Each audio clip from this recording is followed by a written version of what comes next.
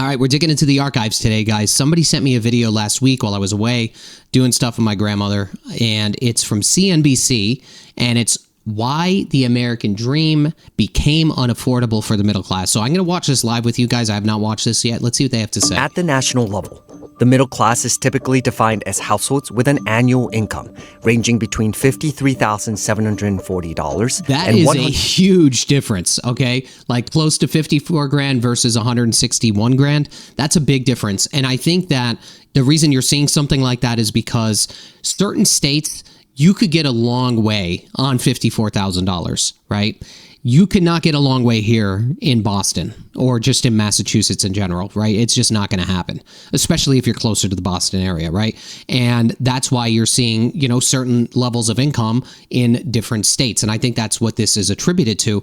And the other thing is you know, the job supply for people, right? I'm 39 years old, and sometimes certain areas that you grow up in, they just don't have like high paying jobs or decent paying jobs. And you need to move in order to get a decent paying job, but at the cost of higher expenses like housing, groceries, utility costs, stuff like that. So that's why there's a huge difference here. $161,220.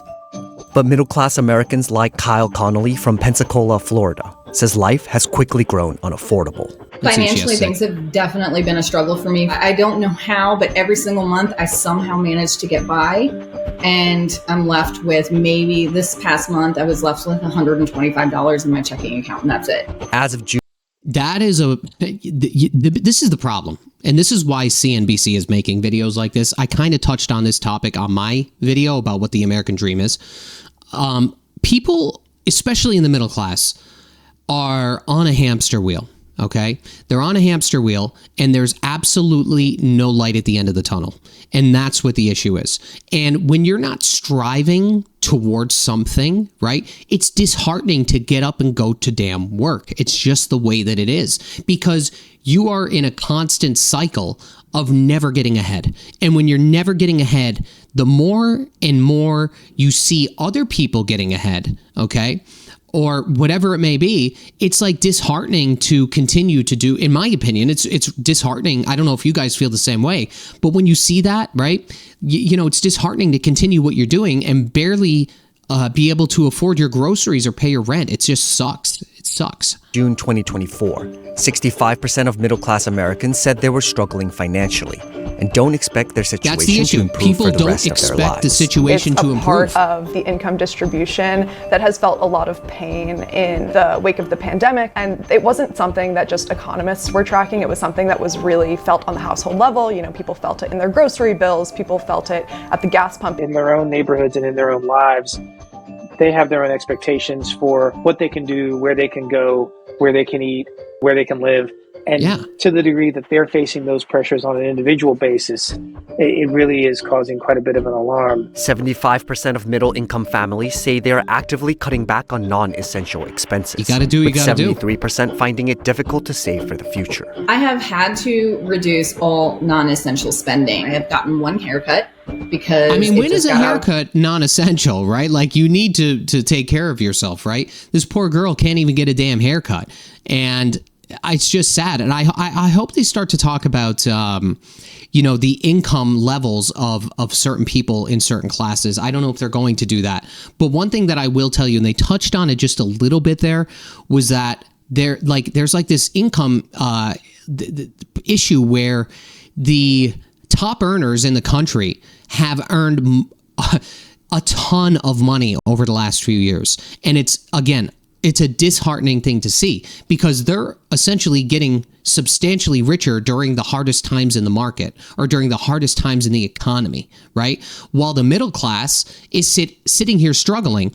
And on top of that, the other people that the middle class reflect on is people that are not necessarily in the middle class, and all of the programs. I hope they talk about that too. And like the programs that they have available to them, to the point where it's like, why even go to work if somebody that is not working or whatever it may be, whatever their situation is living a better life, at least on a surface level, than you are. And that's what the disheartening part actually is. Control, in my and opinion. that's it. That's all that I can afford. We can do so much better. To all of you watching, we can get back to an America that's affordable again. There's a strong role for policy in affecting the prices of all of these essential goods, from housing to childcare to healthcare expenses. I think there's a lot of scope to have government programs that help the middle class quite a bit more. So how has the middle class life become?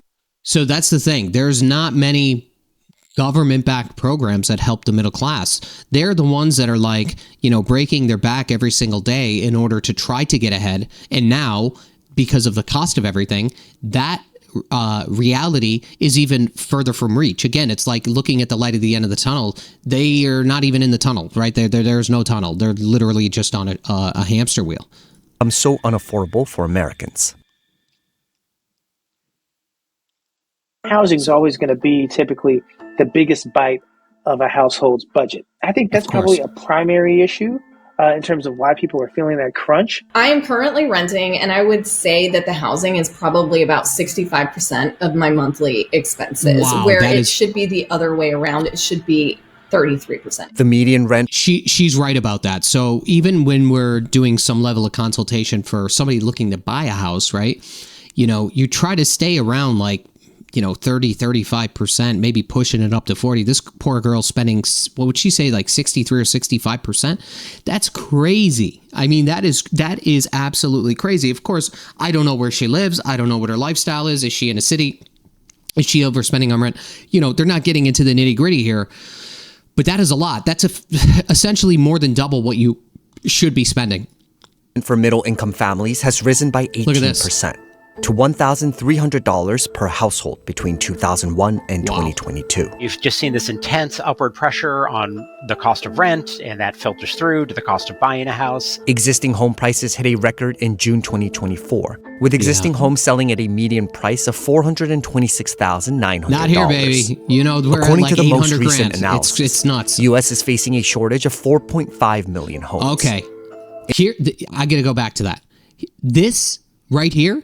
This is, you want to know why this is? I'm going to give you two reasons why, okay? Reason number one, back in 07 and 08, when we had the market crash, all right? If you look at charts on new homes built, it took years to get back to even below the level we were at prior to that. So contractors were just not building new homes. That's number one, and that is one of the biggest issues. Issue number two, this is coming from an electrician. I was a contractor for 10 years right out of high school. I could tell you right now, graduated high school in 03, okay? Started working around 03 or 04. My dad had an electrical contracting business, right? That's where I learned a lot about houses. And I could tell you back in like 04, 05, 06, there was a ton of work out there, a ton. Every single street you drove on, there was a dumpster, somebody was doing a kitchen, a bathroom, an addition, whatever it may be, okay? After the market crash of 07 and 08, and if there's any contractors watching this, and I may have my exact dates messed up, okay? Don't kill me here, guys. But what I noticed happening is code enforcement and permitting got substantially more strict, okay? Substantially more strict. And they started developing more codes, and towns started developing, certain rules and regulations that you have to build this in order to build this. And they made it substantially harder to build new construction. So not only do you have the deficit of builders because of the market crash, but now on the other hand, it's also substantially harder to build. So of course, those two things, combined, this is why we have a shortage of 4.5 million homes. In 2022, families in the U.S. increased by 1.8 million, but only 1.4 million housing units were built to meet the demand. We've got lots of families there you who go. are That's trying the to problem. form. Anybody that tries to argue with me on supply and demand, I'm sorry to tell you you're wrong. It's how we supply and demand. And we just haven't seen housing construction. If you don't build more housing, then housing becomes more expensive. And that's exactly what's as simple as that, happening guys. in a lot of coastal cities and increasingly more and more cities across the United States, so that it becomes very unaffordable to buy a house. What it amounts to are state and local policies that have really operated over the course of several decades to restrict housing supply. You know, it's Did you hear what he just said? What have I been saying on this channel? What have I been saying on this channel? They are restricting housing supply. And the way that they're doing that is they're making it substantially harder for contractors, for developers, for builders to do what they need to do in order to supply people with homes. Okay? That is a massive, massive problem. He said it. It's the old story that people in single-family homes in desirable neighborhoods really push back against efforts to build more housing in those neighborhoods. They complain about the parking. They complain about pressure on infrastructure. Experts say policy intervention is essential to tackling the affordability crisis. There's an opportunity today to rethink how the federal government interacts with housing markets. We already see this in markets like healthcare in the United States. It's not a purely privatized market. There is a government role, both in terms of investments and also just in terms of thinking about how we organize policies. We don't need to build public housing in the suburbs, but we do need to build more densely near the city center, allow for duplexes and triplexes, at least some amount of light touch density that allows more people to live near where their jobs are, and it brings down rents. And of course, guys, you know, you're watching this channel. How many of you, right? Let me know in the comments. How many of you bought something in New Hampshire or Rhode Island? I just had a client move from Arlington to Rhode Island. Okay. Right. And a lot of you are still commuting to get to Boston. It's taking you like 2 hours to get to Boston. It's crazy. You can't even afford to live in the state you work. It's unbelievable. It's sad. And home prices a bit, even if that's going to not be as good for existing homeowners. Add to that, oh, here we go, childcare costs that have also exploded over the years. In some parts of the country, you have households paying upwards of $25,000 per year. $25,000 per year. I know people that are spending upwards of $40,000 a year here. I don't know if you know this. I don't have the data in front of me, and I looked at this maybe a year ago or 6 months ago, but Massachusetts, it may be number one. It may be number two, but we're literally in the top 5 of most expensive states for childcare. It's criminal. It is absolutely insane. How could you expect somebody that is spending upwards of 50% or more just to live in a damn house or to rent a condo or apartment to spend an additional $30,000, $40,000 on childcare? It's completely unaffordable. Between your home that you live in and childcare, you're spending like 75% plus of some of your budgets, and it is unbelievable. The cost of childcare has risen at more than twice the rate of inflation in the U.S., increasing by 273% between 1990 and 2024. That is insane. We expect these families to go and participate in the labor market, but they need this vital support. We have a system in the U.S. That's the thing. Like, you know, if you're a single parent, thank God I have my wife. She watches the kids, right? But if you're like a single, how do you work? We talk about this a lot actually in my house. Is like, if I have a somewhat flexible job, right? My clients control my schedule. But I mean, today's a good example. My wife has something going on, and I have to pick my daughter up at school at 2:35. My next appointment's at 4:00. Like, if I was working at a 9 to 5, like, we wouldn't have that flexibility. So I'm fortunate to have that flexibility. But these people that need to go to work and then also have to send their kids to some level of a daycare or whatever, I mean, I'm sure, and let me know in the comments if you're one of these, it's probably very difficult because of the cost of childcare. Just so much you're robbing from Peter to pay Paul, essentially. You're going to work, but you're also spending money to send your kid to daycare. I'm very fortunate that what I do to earn an income does not require me to have childcare. I would basically be making the equivalent of $7.50 an hour over the summer if I had to pay for full-time childcare for 3 children. It doesn't make sense. In 2023, 67% of parents reported spending at least 20% of their annual income on 67% of parents reported spending at least 20% of their annual income on childcare. That is probably over the course of multiple states. And then if you look at a state like Massachusetts, I don't have the numbers in front of me. Somebody can let me know in the comments. But I'm sure it's definitely more than 20% of their annual income. Childcare. While 89% said they spent 10% or more of their household income on childcare. We see here is really a marketplace that's still in a bit of disarray. We have shortages in childcare centers.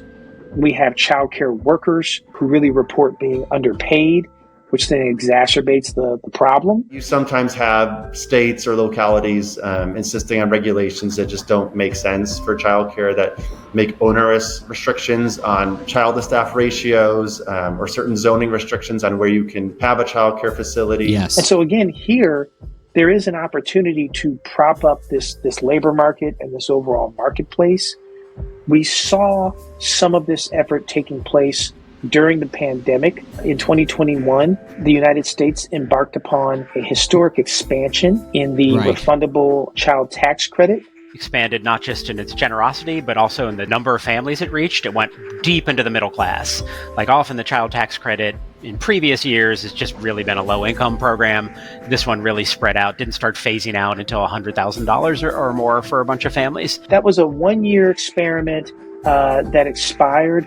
You've had policymakers advocating for making this 2021 expanded child tax credit permanent, but it has faced resistance in the Congress.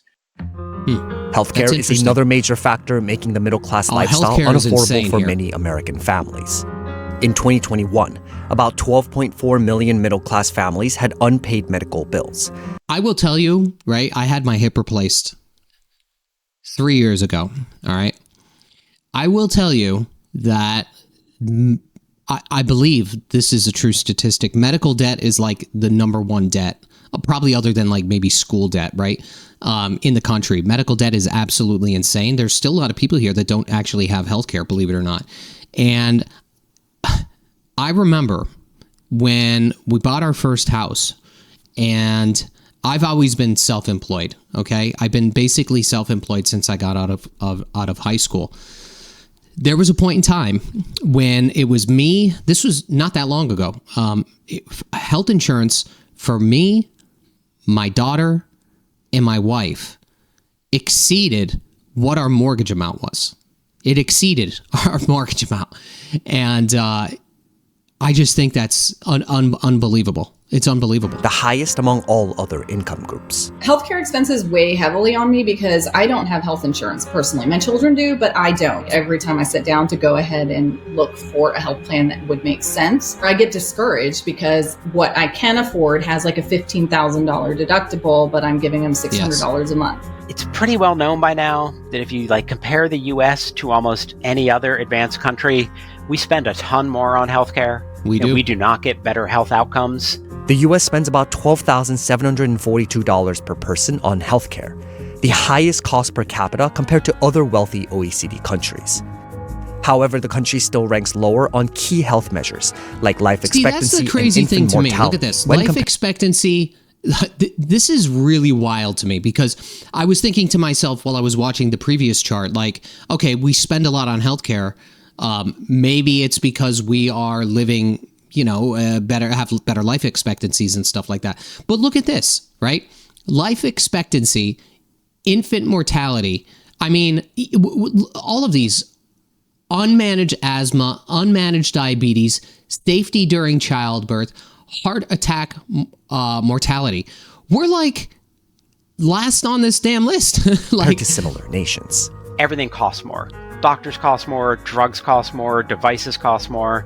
And that to me just seems to be a clear problem of market power in the healthcare sector. Yeah, it's like a monopoly. So you've got pharmaceutical companies that unambiguously have market power. That's what patents are. And unlike other countries that really try to leverage some kind of monopsony power against pharmaceutical companies to sort of countervail their monopoly power, we don't do that much in the US. I will tell you, during my, I don't want to say too much, right? But during my wife's, I don't know if you remember this, but some people during pregnancy, they could get, I think it's called like gastric diabetes or something like that.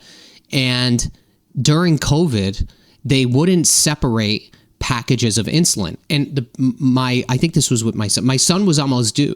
Yeah, it was my son. My son was almost due. And we had to pay thousands of dollars for basically I don't know if it was 3 months worth of insulin or whatever. We had to pay thousands of dollars towards this insulin at that time. I know this is an isolated event during COVID, but we had to pay thousands of dollars for insulin for like, we realistically needed like half of one jar. And it's just unbelievable. And what are you going to do? Drugs, it was like during COVID. Growing consolidation in sort of hospitals and specialty providers. A study by Harvard University discovered that hospital prices in markets with a monopoly are 15% higher in areas with 4 or more hospitals. And research from UCLA revealed that monopoly protection increased consumer costs by $52.6 billion across a sample of 355 brand name drugs.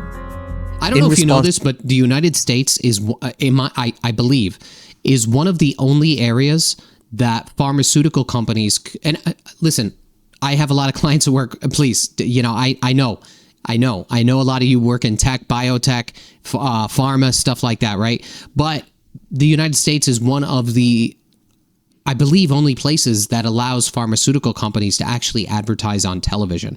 And that's how a lot of these, major networks are essentially funded. Where other parts of the country, I don't think that's allowed. To these concerns, the Justice Department launched a task force in May 2024, focused on specifically addressing monopolies and collusion in the healthcare sector. You want to leverage the power of public buyers of healthcare, to bargain with them Monopolies and countervail, make but then you everything also more want to do expensive antitrust. Is really what it is. They have too much power. You're going to power. buy up every anesthesiologist in a given area and start price gouging. We're not going to let you do that. We're actually going to regulate, or we're going to disallow the mergers. Prices are also rising for essential expenses other than the big three. The utilities that are just slowly increasing. It's like every month, it's like my usage is down, but why is my bill higher? Obviously, groceries are more expensive. It hurts. Again, I was in last week to, my grandmother had passed away, and I was talking to a few close friends of mine that I saw. We have 2 kids, they have 2 kids.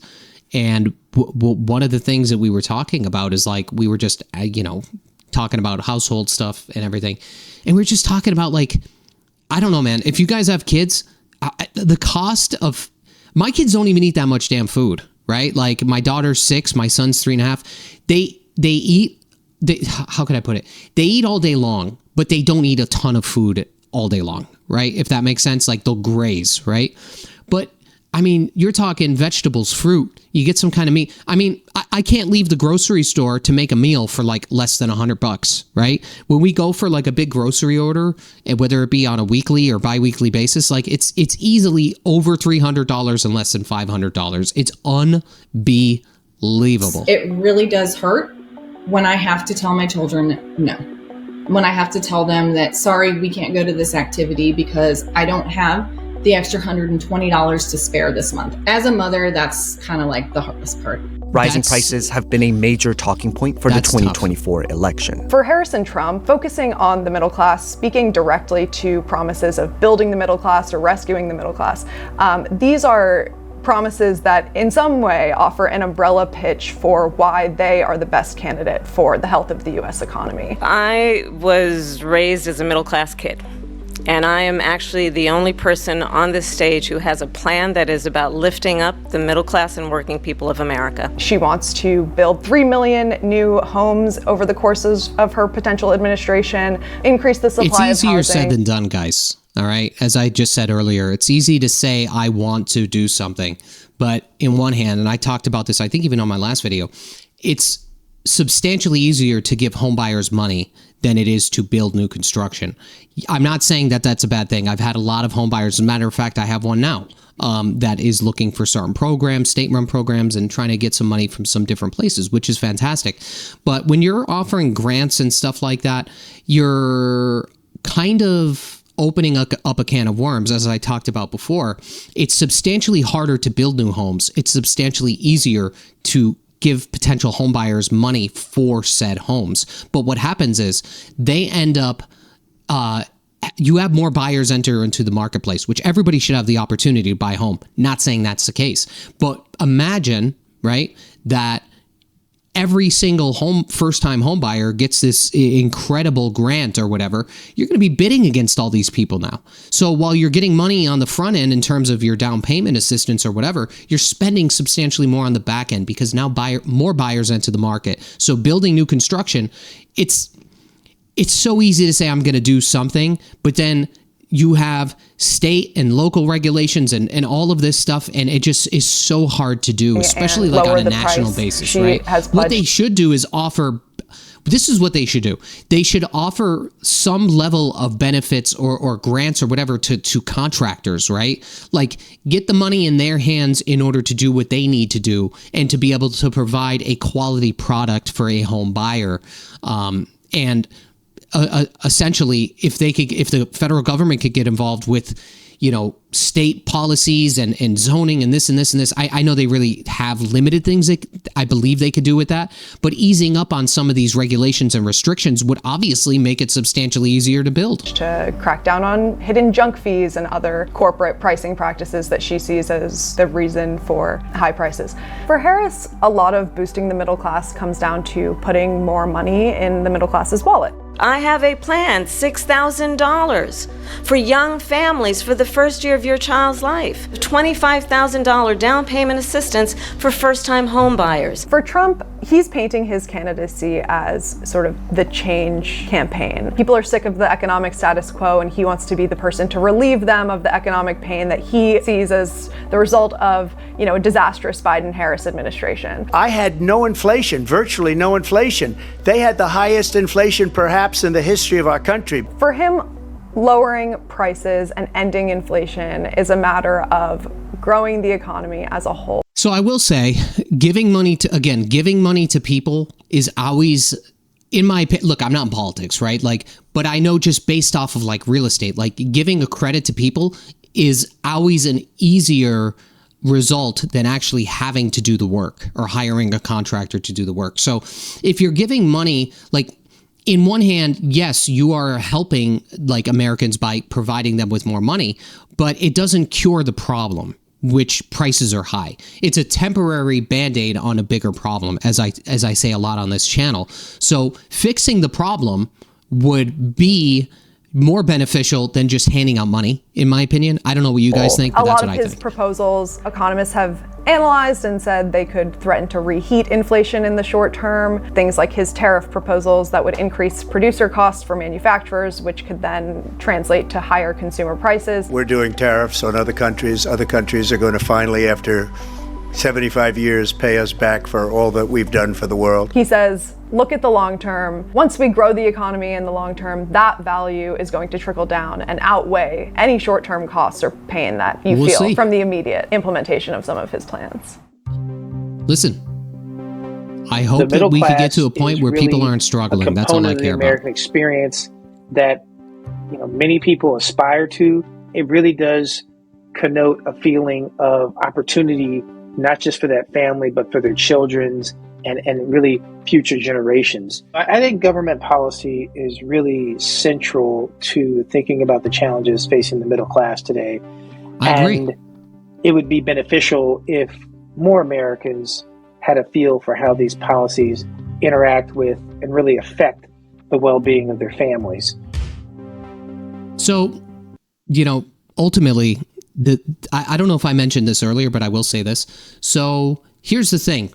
Back in the 70s, maybe the 80s, you could literally go to high school, come out of high school, get a job at a factory, and you would have your car, you would have 2 kids, your wife would be at home, and you would have your house, right? How the hell could you do that now? That isn't happening. You have 2 adults that are trying to figure out schedules of when they're going to work, when they're not going to work, who's picking up the kids, who's not picking up the kids.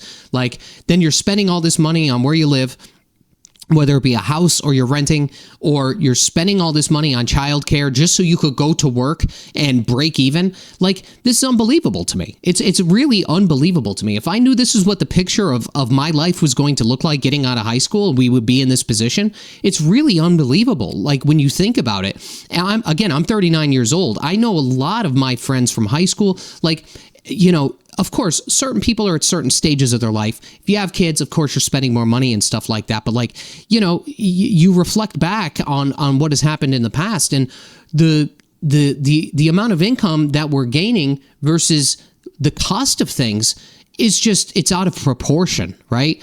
The childcare versus your income is out of proportion versus what it used to be.